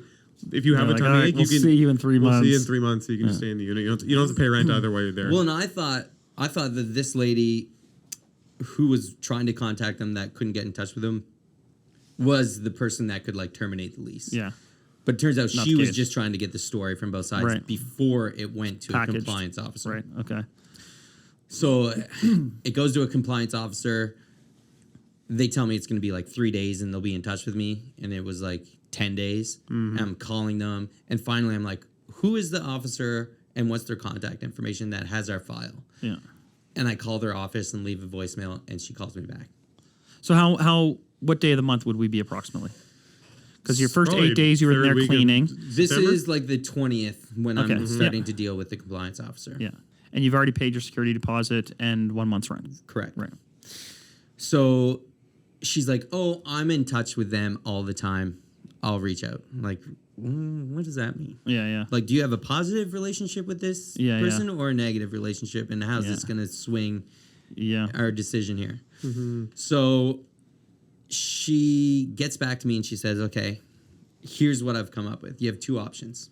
You can continue to pay rent, and I can give them a compliance letter and a list of everything they need to do. Yeah. But it's a really long list you gave them. And I'm like, yeah, stuff that should have been taken care of before it's not my fault this place had a long list of things that need to be fixed. Yeah. Or they've agreed to terminate the lease at the end of November. So we're into October by the time that she sends me this. So you started there September 1st. Yeah. And now you're into October. Yeah. And they're saying they want another month and a half. Did you pay October's rent? I did. Did you? Yeah. Because I know. Because I I wanted to do this the proper right way. Yeah, yeah. And what I just said, like, yeah. They can boot you out, so it's you gotta keep paying that until you get it sorted. And I spoke to a family friend who is a lawyer, and he's like, man, don't give him any more money. Yeah. At that point, if you're not even going to live there or don't have any thoughts towards living there past there, then that's the time. Like, stop it. It sounds like if they evict you, then you're like, bring it on. It's easier to keep money than it is to get it back. Yeah. And I'm like, yeah, but I know that's counter to what we were just talking about. But like, I want to like follow it through. Yeah. But then now, after I get these two options from the Rentalmen's Board, I'm like, okay. Well, clearly, they're not going to bat for me. Yeah. Like, they're making me feel like it's my fault that I'm giving this list to my landlord of things that need to be fixed. So I agreed to the end of November, but I didn't pay November rent. Right. So of course and then they would keep your security deposit. Presumably. Well, so they never actually registered our damage deposit with the tenancy board. Of course. So, and I'm like, okay, so they haven't registered our damage deposit, which is the law. And they'd probably have some pretty significant fines for that if that's the law there. It's like returning a security deposit. And that's what I'm wondering. Like, were there repercussions? You ever relate with the security deposit, Neil? What? You ever relate with the return security deposit? What do they charge for fines on those? I forget. Because like that stuff is pretty serious. I was late with like $1,000 security deposit about like 2 weeks, and the person sent me a bill of like $10,000. Yeah, I remember that. I was like, what? Opportunity cost. So that was I'm like, well, listen, you already have $1,600 of mine cash sitting in your bank account, as far as I know. Yeah. I'm not going to give you another month's rent when you already have that money of mine. Yeah. You know, I'm never going to see my damage deposit back again. Yeah. And that's probably what they're budgeting on as well, right? They're like, okay, we'll say to the end of November, that gives us time to rent it for December 1st. He's not going to pay us the November rent, but we already have his security deposit, which is a full month's rent. Exactly. So, but of course, an eviction notice goes on the door for the 23rd of November because we didn't pay rent. Yeah. But I'm like who cares? By that point, I'm like done with them, you know? And I'm like, yeah, I don't care. I'll have my stuff out by the 23rd. I would love to talk to the property manager and just be like, is this you or is this the owner? Because at some point, like, we have to go full fifth estate and call them. From a professional, we've got them here. No, good luck getting in touch with them. Yeah. Well, the thing is, the whole not answering your phone is like, that right there is not professional, and that's a condemnation on them. But sometimes I wonder, like, if they've got to run every sort of bill by the landlord, and the landlord's like, just put down some traps. It's like, I think we're beyond the point of traps. I think we might actually need to get a professional out there. It is kind of tricky. An animal handler. You know, in my experience, we got some wall gators. In my experience with these people, though, like, they didn't even call the pest control for 3 days. So it's a pretty 2-bit operation. So then in my mind, I'm like, does the property owner realize how it's being managed? That's the other side of it, I suppose. Yeah, I was say even if they communicated that to you, instead of being like, we're late because I have a tummy ache, maybe we're late because the property owner is being really difficult with us and we're trying to make the best of the situation, but we're also getting squeezed. Yeah. So you end up leaving on the 23rd then? Yeah, so we just this week, we got all our stuff out and we're completely out. Now, 2 weeks ago, I got a text message from one of the employees of the property management company. Hey, we want to show some people the unit. And we prefer that you weren't there. Yeah. Well, to tell them what's up. Yeah, not a problem. Like, I'm taking the higher ground. Yeah. And no problem. If you like, thanks for reaching out and let me know. It's a bit. That's a first. It's a bit like chaotic in there because we're in the process of moving out. And she said, not a problem. We've explained that to them.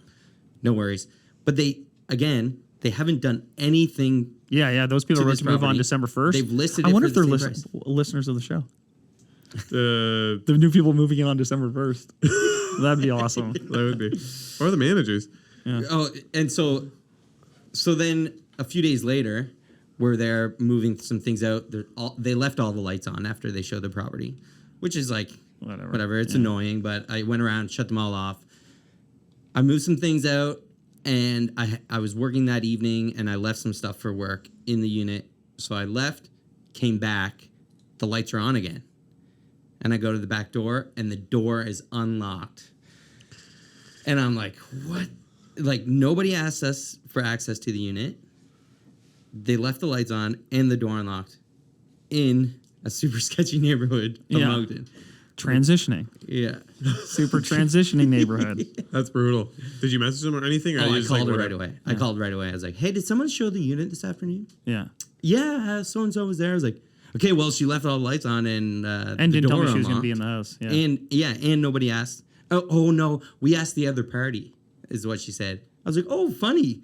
I'm with my girlfriend right now. Let me go ask her. Yeah. Oh, no one contact. Oh, I'm so sorry. Like, that's insane. It's just sketchy. Can we ask what the name of is that? Property manager is? Are we going down this path? No. Do we? Well, I'll tell you, I will be taking them to court. Ooh, cool. So once I man. listened to your episode with Patricia. So once there's a court file, then you public. can come back and I love it. Do that, yeah. Little update. Listen, if there was we got to wrap up here. If there was a takeaway that you wanted other potential tenants to get from this, what would it be? Yeah, I mean, obviously, you want to see a place in person if you can. Yeah. If that's not an option, I don't know. We vetted this company. Like that's a crazy thing. Like you got a referral. Yeah. 2 referrals. Yeah. Yeah. The problem is you got a referral to the property management company and not a referral to the owner of that particular property. And it's tricky because property managers take all types of properties, right? They might manage some really nice places. They're in great shape. Like mine. And then they also might manage that place. Unfortunately, like this is my second negative experience with a property management company. And so I think from now on, I really hope that I Owner can, direct. Yeah. Neil and I You have talk a about this personal all the relationship time with the person at the point, right? because even we have had negative experiences with property managers. So Tons, most. I feel like most, honestly, not to Yeah. rag on the business, but if you're a property manager and you're listening to this and you feel very differently about it, we would love to have you on. Come tell us why. Yeah, honestly, I've had a really poor success as an owner and having them run my properties, and then on the flip side of renting and then trying to get stuff done to my properties. Yeah. And so I don't know what I understand. It gets busy and it can be no fun, and there are people who take advantage. But like in a situation like this where it's just so point blank, like that's nasty. I feel bad for you that you had to deal with that. Yeah, that's wild. It's wild. Someday it'll be a funny story to look back on. I want to hear Oh, about 100%. Like at some point, if you have kids one day and like they got their first apartment, you're like, man, wait till you hear about my apartment in Moncton or whatever, you know. Give But them a pet rat. yeah. Cool. Okay. Well, thanks so much, Pete, for coming on and telling us your story. We're gonna do an update once you get the lawsuit. It was really Thanks for funny. having me. I know it wasn't funny at the time, but it made me giggle, so we're good. Yeah, I'll let you know how everything goes once we get some litigation going. But Yeah. Good for you. Good for you, man. Yeah. Again, I know there's a lot of people that don't have the means or the circumstances that I have that would be able to stand up against their landlord. Well, look at your neighbor. Why. Look at your neighbor even next door who had the exact same situation, but had to put up with it because they probably didn't have, the skill set, even like just the personal skill set or the experience to try to do anything about it. Yeah. She was like, metal fabricator, you can pay rent. And he's like, yeah, metal fabricator, I can pay for my lawyer. Yeah, that's right. So cool. Thanks again, Pete. Yeah. And thanks, guys, brother. for listening. As always, we hope you got something out of this, and we appreciate you tuning in. If you got crazy stories too, let us know. Hit us up. Thanks so much for watching the episode. I hope you enjoyed it. If you did, press like. Don't forget to subscribe. But also check us out on Instagram and TikTok. You can find all the links below. Thanks again for checking us out.